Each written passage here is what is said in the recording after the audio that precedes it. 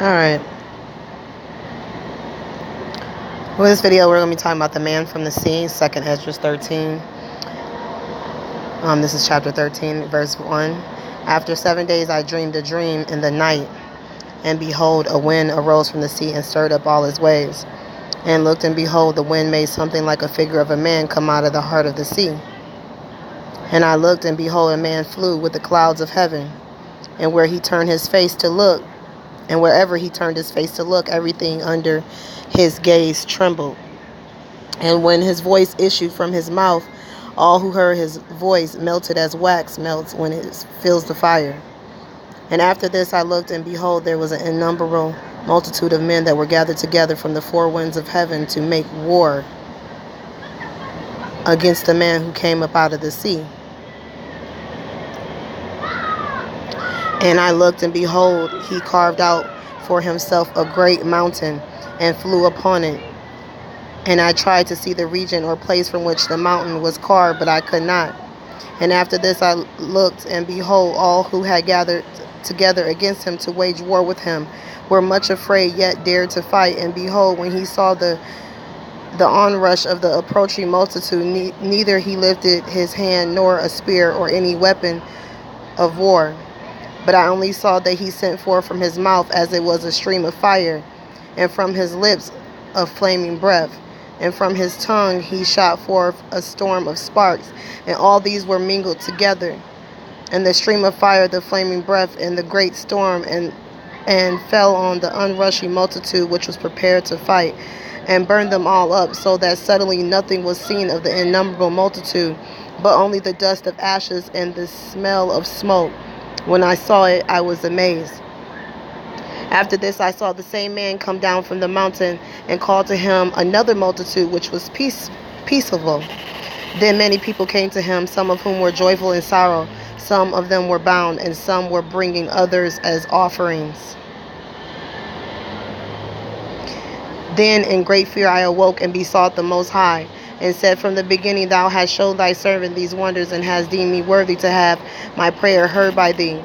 Now show me also the interpretation of this dream, for as I consider it in my mind, a loss for those who will be left in those days, and still more, a loss for those who are not left, for those who are not left will be sad, because they understand what is reserved for the last days, but cannot attain it. But alas, for those who are left, and for that very reason, for they shall see great dangers and much distress, as these dreams show. Yet it is better to come into these things, though incurring peril, than to pass away from the world like a cloud, and not to see what shall happen in the last days. And he answered me and said, I will tell you the interpretation of this vision, and I will also explain to you these things which you have mentioned. As for what you have said about those who are left, this is the interpretation. He who will brings the perils at that time will himself protect those who fall in peril, who have works and faith in the Almighty. Understand therefore that those who are left are more blessed than those who have died.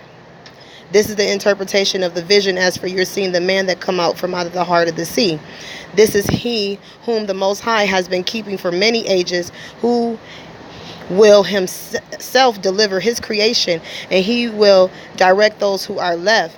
And as far as you seeing wind and fire and a storm coming out of his mouth, as far as not holding a spear or weapon of war, yet destroying the unrushing multitude that became to conquer him, this is the interpretation. Behold, the days are coming when the Most High will deliver those who are on earth, and the bewilderment of the mind shall come over those who dwell on earth. And they shall plan to make war against one another, city against city, place against place, and people against people, and kingdom against kingdom.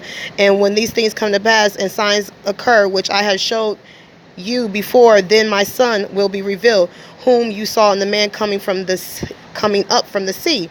And when all the nations hear his voice, every man shall leave his own land. The warfare that they have against one another, and innumerable multitudes shall be gathered together, as you saw, desiring to come to an end and conquer him.